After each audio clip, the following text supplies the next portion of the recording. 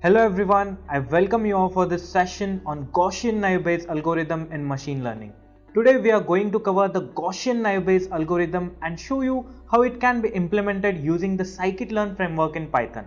But before we get started with that, I'd like to request you guys to enable both the subscribe button and bell icon so that you'll never miss any update coming from Intellipaat YouTube channel. First of all, we shall look into the agenda for this session. We'll begin this session by building the logical intuition for Gaussian Naive Bayes algorithm. Actually, we'll comprehend this by using a real-time mini-sample problem statement that contains dealing with continuous data values. After that, we'll dive into the coding implementation of Gaussian Naive Bayes algorithm to conclude the session. I hope the agenda is clear to all of you guys out there. So without wasting any time, let's begin with the first topic on our agenda, which is building logical intuition for Gaussian Naive Bayes. Before we begin with the explanation guys, the term Gaussian Naive Bayes comes from something known as Gaussian distribution. So what exactly is this Gaussian distribution? Well, it's basically a bell-shaped curve which your data will represent once it is plotted across the x-axis while the frequency remains on the y-axis. However, in order to form this bell-shaped curve, your data must contain continuous values. Besides that, there is one more condition which comes into play over here. Generally, for this sort of distribution, it is assumed that during any measurement, values will follow a normal distribution with an equal number of measurements above and below the mean value. If you observe this curve present on your screen and if you split it from its mean, then you can see that the shape is totally identical on both the sides. Alright, so that is what I mean when I say Gaussian distribution. And if the plotting of your dataset follows these particular conditions, then definitely it could be considered as Gaussian distribution. And if features of your dataset do follow this kind of nature, then definitely Gaussian Naive Bayes classifier is the option to move ahead with. Well, having said that, let's dive deep and contemplate the logic of this algorithm. Let's say we want to classify if the given person is man or woman, and we already do have some data about features that can help us clarify if the person is man or woman. Those features are height, weight, and foot size. Besides that, we also have a label which tells us what category a particular record belongs to. We also have a sample for which we have to make a prediction. For this sample, we have been provided with feature values as well. Now let's assume that this data provided for categories male and female is of continuous nature and follows the normal distribution. Because that's the assumption we'll have to make if we wish to solve it using Gaussian Naive Bayes approach, right?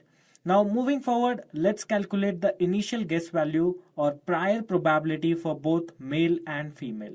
As discussed in the last video for multinomial naive Bayes, mostly this initial guess will be dependent on the training data. Here we have overall 8 training data samples, out of which 4 are male and 4 are female. So definitely the initial guess value for both male and female will be 4 divided by 8, which further will result into 0.5. Now what should we do next? In the last video, we computed the probabilities of occurrences or what we can term as conditional probabilities in more sophisticated terms. But here, the values are not discrete, rather they are continuous. So of course the possibility of computing probability is out of bounds. Hence what we have to do here is we have to calculate the mean, standard deviation and variance of each attribute for male and female separately, and then use these values along with the probability density function to generate the conditional probabilities. Now just listening to what theory part I said, it will seem totally daunting, but don't worry guys, when we actually perform all of these tasks, it will be pretty clear to all of you guys.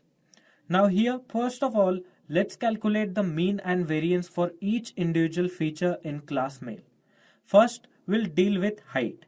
So calculating the mean is pretty simple. We just have to sum up the values of this feature and divide them by total number of samples, which is 4 in this case, right? So the mean will be 6 plus 6.2 plus 5.76 plus 5.92 divided by 4. So basically what we have done is we have taken the summation of whole height column for class male and divided by total number of males, that is number 4. And this further results into 23.88 by 4, and finally it boils down around 5.97. Now let us calculate the variance for this attribute. Variance is given by the formula summation of xi minus x bar square divided by n minus 1. Xi here represents the iterative height value, x bar represents the mean, and n represents the number of sample that belongs to class male. Now let us fill in the values to understand this better. So again, here you can see that 6, 6.2, 5.76 and 5.92 are the height values that we have for male category, and 5.97 is the mean that we derived in previous slide, right? And after simplification, the result that you'll land at will be 0.033. Now moving forward, let's calculate mean and variance for weight attribute. Alright, mean for weight will be 84 plus 88 plus 74 plus 71 divided by 4, which is 79.25. Now let's calculate the variance. So variance here is again going to be the individual sample minus the mean whole bracket square divided by n minus 1. So we have done the computation over here and the answer comes down to 64.91. Final feature that we need to compute mean and variance for class male is foot size. The mean for foot size is going to be 10, alright, because we have 10 plus 11 plus 9 plus 10, which comes around 40, and 40 divided by 4 is going to be 10. So the mean is 10. Next thing is computing variance for foot size, and variance is again going to be 0.66. Alright, now let's arrange these values to clothes to class male. And similarly, we'll also have to compute these values for class female as well. Instead of wasting time in doing more computation, let me put forward the values that I have already computed over here. Alright, so we have all the values for mean and variance for both class male and female over here. Now let me bring back the testing sample that we have been provided with over here. In this sample, we have height 5.6, weight 59 and feet length 7.5. Now just like we compared conditional probabilities in multivariate naive Bayes, we'll compare the posterior probabilities over here. The posterior probability for the sample belonging to class male will be initial guess multiplied by probability of height being 5.6 given the person is male, multiplied by probability of weight being 59 given the person is male, multiplied by probability of feet length being 7.5 given the person is male, and divided by some sort of evidence to support this posterior hypothesis. And similarly, the posterior probability for sample belonging to class female will be initial guess multiplied by probability of height being 5.6 given the person is female into probability of weight being 59 given the person is female, and again one more term multiplied with probability of feet length being 7.5 given the person is female, and divided by evidence. So like we did in multivariate, we are going to compare these probabilities. So we'll remove evidence from both the sides. Now the question here is, how are we going to calculate these likelihoods or probabilities that we just talked about? Well, for that purpose, we have a concept known as probability density function for Gaussian curves. Basically, it lets you know where your data point lies in respect to the distribution, and it is given by the formula 1 by sigma root 2 pi into e to the power minus 1 by 2 x minus mu square divided by sigma square. Now sigma over here represents standard deviation, but we have already computed the variance, and variance is square of standard deviation. So what we'll do is we'll play around a little bit with this formula, and we'll put sigma under square root. So it will become sigma square, which represents the variance. So the formula for our probability density function after little bit of manipulation will become 1 by under square root 2 pi sigma square into e to the power minus x minus mu square divided by 2 sigma square. Alright. So now the sigma square over here is variance, x is sample value, and mu is mean, as we have seen previously as well. Now using this probability density function, we can compute the likelihoods for each given value in the testing sample for both male and female classes. Let's begin with computation for male. First, we'll calculate the probability of height being 5.6 given the person is male. Alright. We are going to represent it as this. Alright. So now all we have to do is fill in the values inside this formula. So sigma square is going to be 0.033, mean is going to be 5.97, and x value is going to be 5.6, which is our testing sample. Alright. Now once putting in these values and after doing simplification, the result that we'll get is 2.197 into 0.1256, which further boils down to 0.276. Next, let us calculate probability of weight being 59 given the person is male. Now again, if we put the values, the sigma square in this case is going to be 64.91, as you can see on your screen, and 59 is going to be the value of our weight which is given in our testing sample, and 79.25 is basically the mean that we have calculated for male class.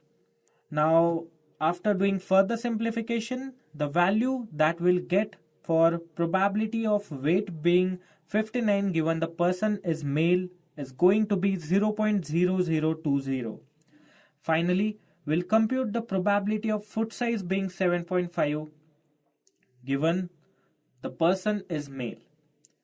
Now here, once you put the values, you'll get the probability of foot size being 7.5 equal to 0.00431.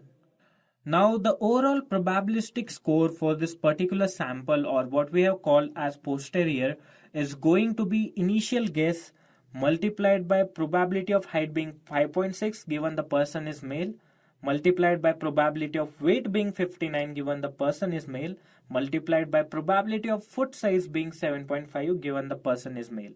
Now once we put all those values in this equation, the posterior probability or posterior score for this testing sample belonging to male class is going to be 0.000011. Next, let us work on posterior probability for the sample being female. Again, we'll have to compute probability of height being 5.6 given the person is female, probability of weight being 59 given the person is female, and probability of foot size being 7.5 given the person is female. Now, let us first calculate probability of height being 5.6.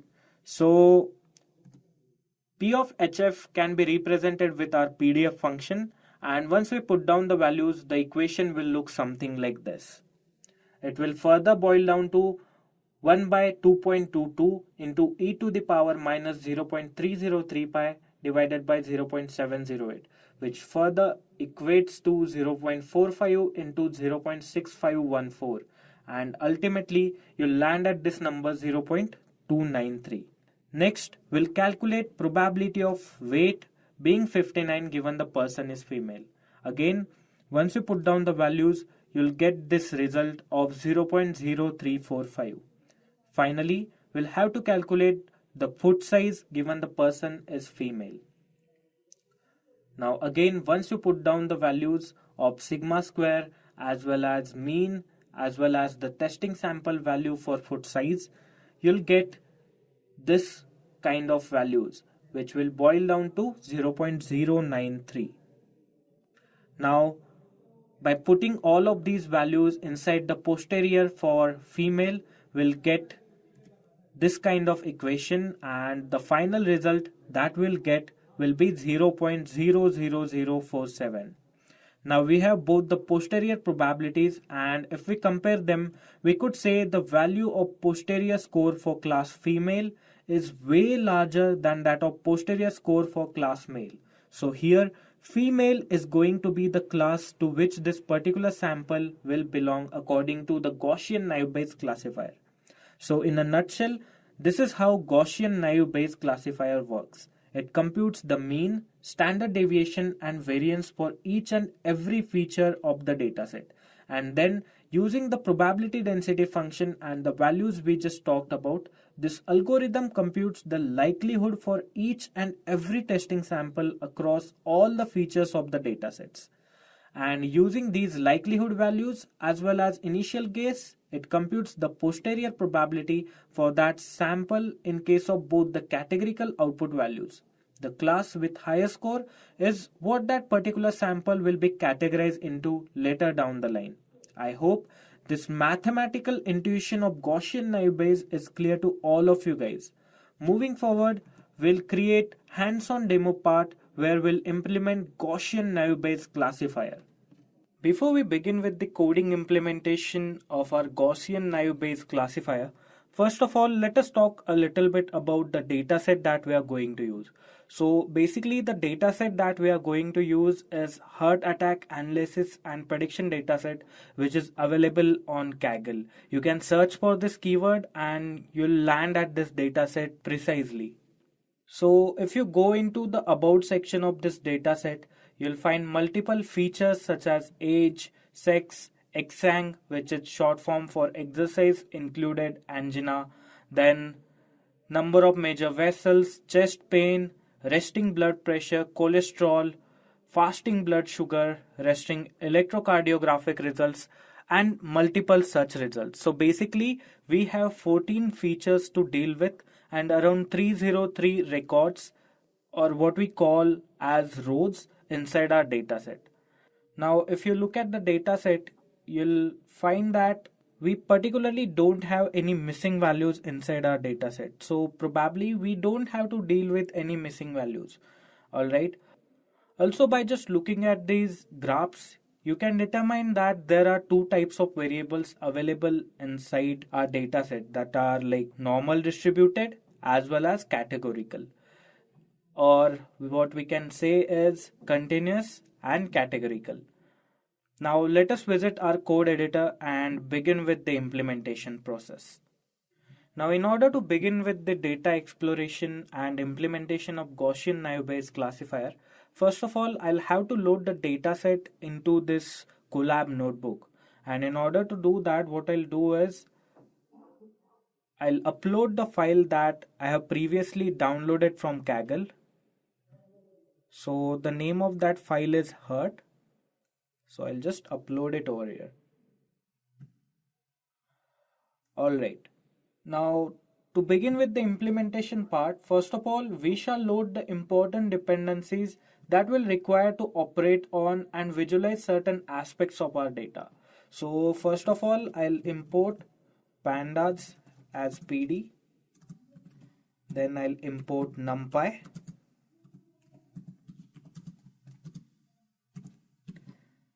I'll import Seaborn library for visualization purpose, as well as matplotlib library.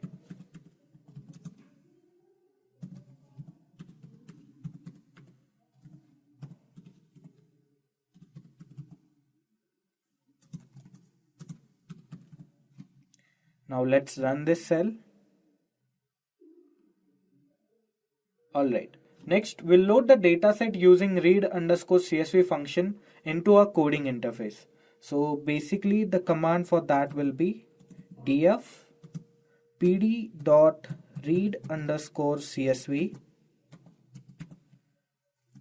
and the name of our data file, that is hurt.csv.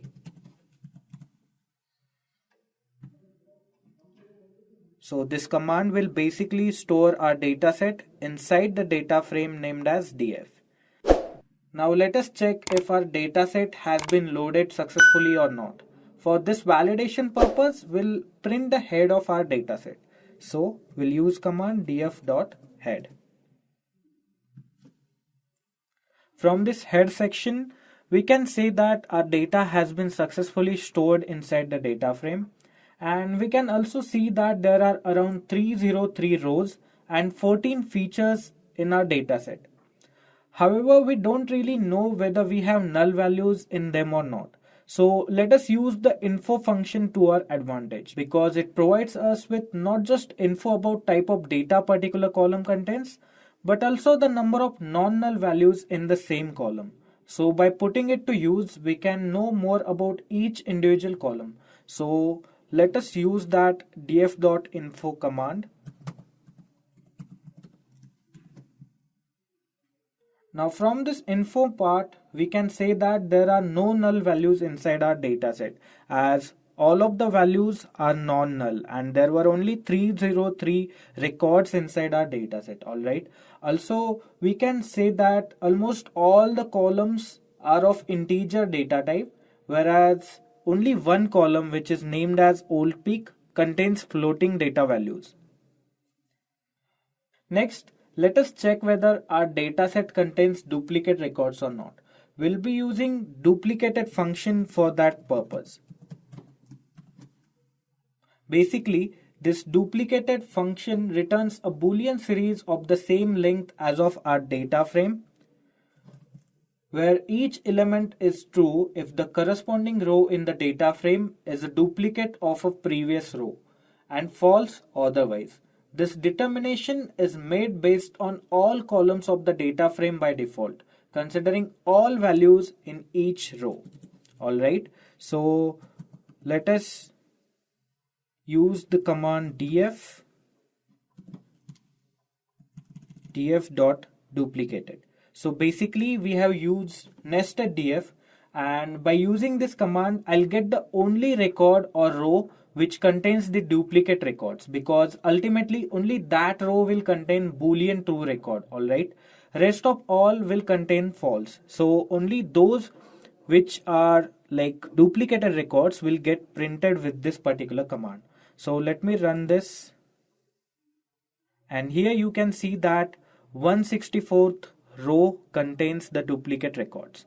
Alright, now of course we'll have to deal with this duplicate values. Alright, so we'll use drop underscore duplicate function to remove the duplicated record. So let us do that. Df dot drop underscore duplicates, and inside this function we'll have arguments keep equal to first and in place equal to true.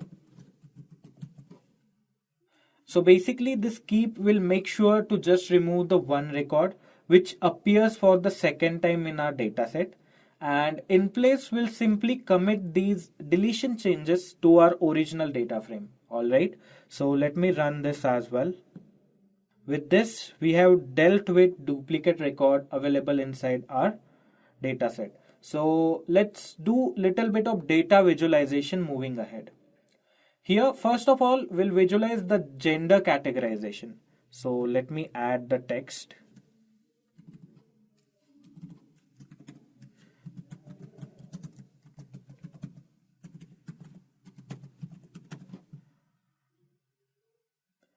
So basically in gender we have two categories, gender 0 and gender 1.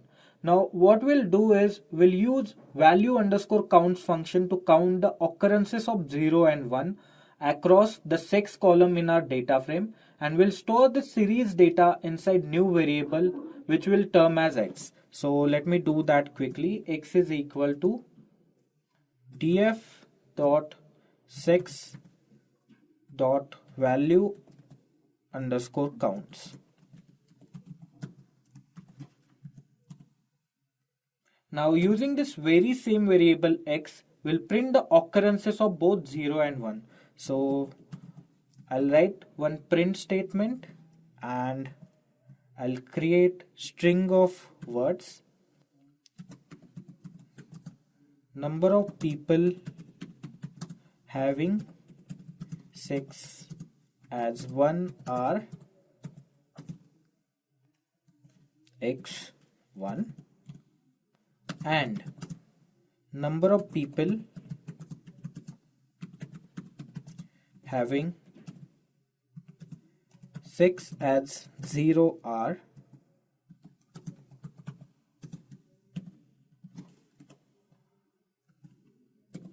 x0. Next, we'll use count plot to highlight the discovered occurrences with the help of graph. So let us create this count plot as well. So we'll create P is equal to SNS dot count plot. We'll pass data and we'll pass the titles, that is 6, and we'll use plt.show to visualize our data. Alright, here I have made one small mistake. Series object has no attribute value count, so the spelling of value is wrong over here. So let's just update it. Now here we have got this graph which highlights that almost 206 people belong to sex 1 and 96 people belong to gender 0. Next, we'll look into the chest pain feature. So we'll copy the code above and we'll paste it. So we'll say x is equal to df dot chest pain value count, and here we'll just print x and data will be df. Now the title will be CP. Now for this particular column we do have 4 categories: CP0, CP1, CP2 and CP3. Alright, CP0 represent typical angina, CP1 represent atypical angina, CP2 represents non-anginal pain and CP3 represents asymptomatic chest pain. Typical angina is normal kind of chest pain caused due to physical exertion or emotional stress, and it can be cured with medicine, whereas asymptomatic chest pain represents that the person is highly prone to receive the heart attack. Now based upon this basic graph we can make few deductions. First one is, it can be observed that people have chest pain of type 0, that is typical angina, and that is the highest. Then second one, it can be observed that people have chest pain of type 3, that is asymptomatic, and it is the lowest of all. And third one is that 50% of the people have pain named as typical angina, right?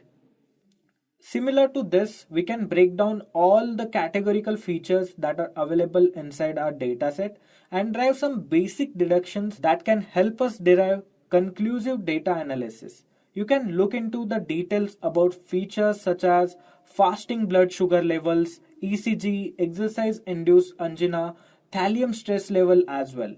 But I won't be doing that over here. You can easily carry out this categorization on your own. Now next, since we aim to apply Gaussian Naive Bayes, let us understand the distribution of our dataset. It's critical to find the continuous nature, otherwise applying Gaussian Bayes won't really make that much sense, alright? So the features we discussed till now were totally categorical. But the next feature that I'm going to discuss, that is age, is not so categorical. Let me show you its distribution. To visualize this feature, we'll use Seaborn displot graph. But before that, let me create the plotting figure area. So plt.figure, and we'll give fig size 10, 10. Next, we'll create the displot, sns.displot, and inside it we'll pass the data that we want to print, that is df.edge. Then we'll provide the color, that we want for this graph. Let's say we want it to be in red color. The labels are again going to be age, and we'll also set KD is equal to true. Inside this function, we pass arguments such as the data we want to highlight through this graph, then color, label, and KD. So basically, when we set KD is equal to true, we mean that we want our distribution to be overlaid on the top of histogram. Alright, so let me use plt.legend command in order to visualize this graph. Now just look at this graph, and from this you can totally deduce that we have maximum records for the age group between 55 to 60. Alright. Now similarly, you can also say that this graph is kind of a normally distributed graph. Alright. And this data is of continuous nature as well. So next we'll look into one more continuous feature named as TRT BPS. It's basically the record for resting blood pressure. I'll provide color green for this particular plotting. So let me create a section for this. Let us copy this part itself. Paste it over here. And instead of age, we'll pass TRT BPS.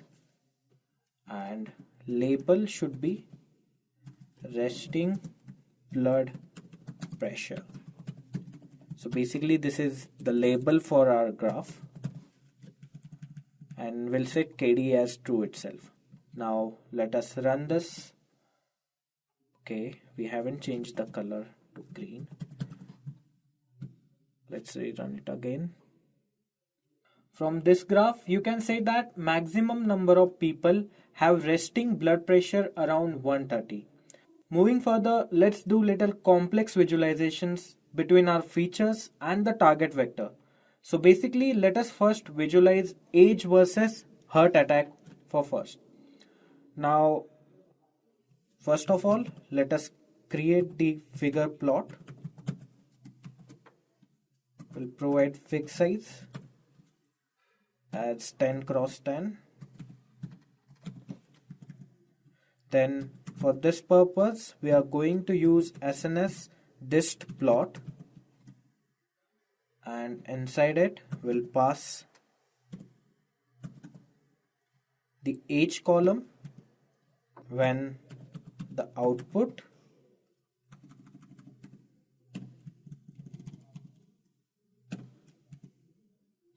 equals to 0. Then we'll set color for this part as green, because we have set output is equal to 0, means this particular person is not going to have the heart attack. And we'll set KD equal to true. Now I'll add one more dist plot.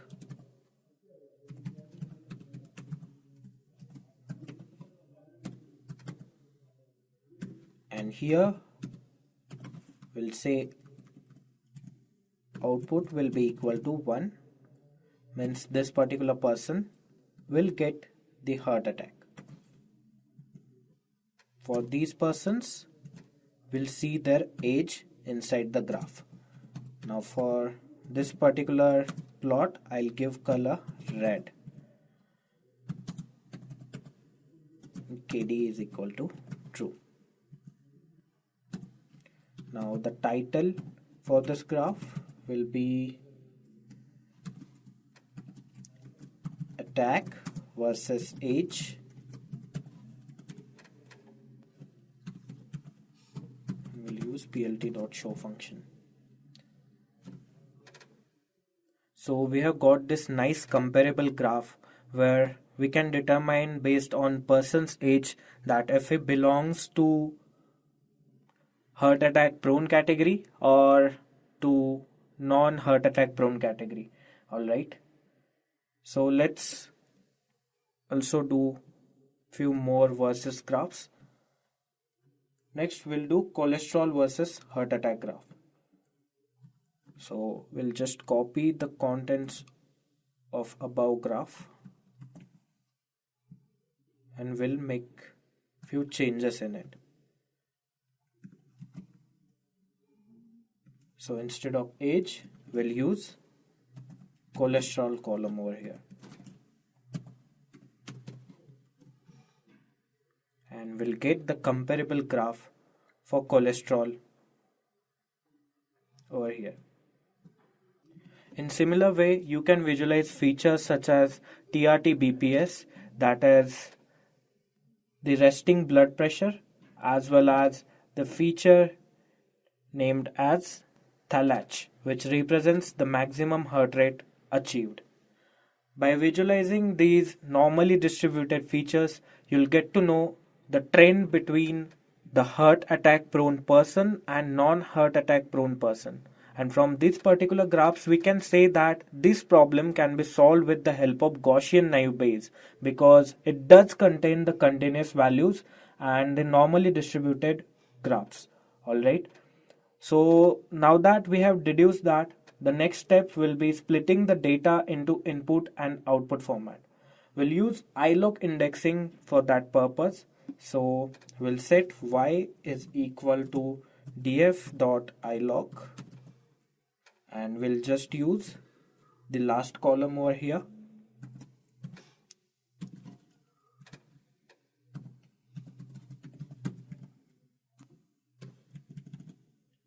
And for x, we'll use all the left data except the final column, that is the output column. Now that we have divided data into input and output format, next thing we'll do is we'll perform the splitting of data into training and testing samples. For this purpose, we'll make use of train_test_split functionality. So let me first import this functionality from sklearn.model selection package.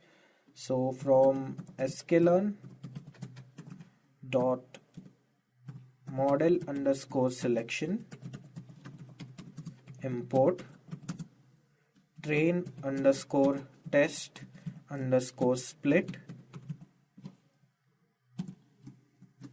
Now x_train, x_test, y_train, y_test will contain the split data after passing it through train_test_split, and here as argument we'll pass our input data, then the output vector will set random state as 42, then we'll set test size as 0.25. That's it. Now let us run this block. Alright, name x is not defined. Okay, so we have used small x over there. So let us use small x. Alright, so with this we have converted our data into training and testing samples. Now moving forward, we'll perform the standardization of our data. Remember guys, the Gaussian Bayes classifier makes assumption that the data it is dealing with is indeed continuous and in normal distribution. And standardizing the data will actually help us normalize the z-score. Not only that, it will bring the mean to 0 and variance to unit, that is 1. So the computational complexity will become comparatively easy to deal with once we do standardize our data. So here are few more reasons why we recommend to standardize the data in pre-processing phase. First advantage is you can avoid bias due to different scales. Features in a dataset can have different units, scales or ranges, which can result in some features dominating others in terms of magnitude. This can introduce bias in machine learning algorithms that are sensitive to the scale of input features. Standard scaling will help to bring all features to a similar scale, ensuring that they contribute more equally to the learning process and prevent certain features from overpowering them. Now, the second advantage is improving convergence and performance of algorithm. Many machine learning algorithms, such as gradient based optimization algorithms, are sensitive to the scale of input features. Features with larger scales can dominate the learning process, leading to slow convergence or poor performance. Standard scaling helps to mitigate this issue by ensuring that features are on a same scale, which can improve the convergence speed and performance of the algorithm. Now, the third benefit is handling outliers. Standard scaling can help the handling of outliers in data. Outliers can have the disproportionate effect on the mean and standard deviation of a feature, which can in turn affect the scaling of the feature. Standard scaling is less sensitive to outliers compared to other scaling techniques like min-max scaling, as it uses the mean and standard deviation, which are less affected by extreme values. Then again, the fourth advantage is interpretability and model explainability. Standard scaling can also improve the interpretability and explainability of machine learning models. When features are on similar scale, it becomes easy to interpret the coefficient of feature importance of a model in a meaningful way, as they are not biased by the different scales of the features. Okay, that's enough of a theoretical information. Now let me load the standard scaler from sklearn.preprocessing package to deal with the scaling process that we have taken at our hands. So I'll use command from sklearn.preprocessing import standard scaler.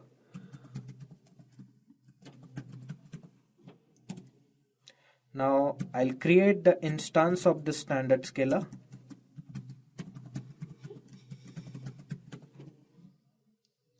Next, we'll scale our training and testing sample x underscore train equal to sc dot fit underscore transform x underscore train, and x underscore test will be equal to sc dot transform x underscore test.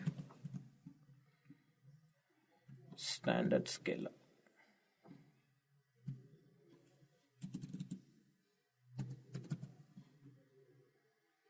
Alright, now our data is totally pre-processed. We can feed it into any machine learning model now.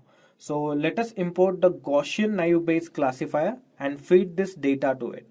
So I'll use command from sklearn dot naive underscore Bayes import Gaussian Bayes. Now I'll create instance for this Gaussian Bayes function as well,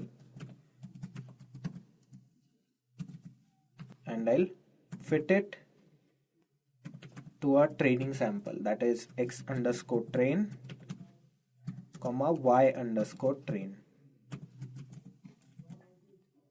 Now next we'll perform the testing. So we'll store the predicted results inside this y underscore pred variable, and we'll use gnb.predict function to predict the output for our testing sample, that is x underscore test.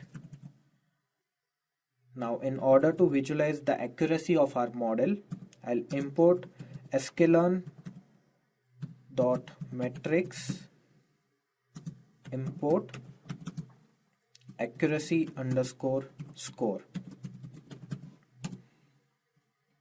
and I'll print the accuracy score on our console by comparing y underscore pred and y underscore test.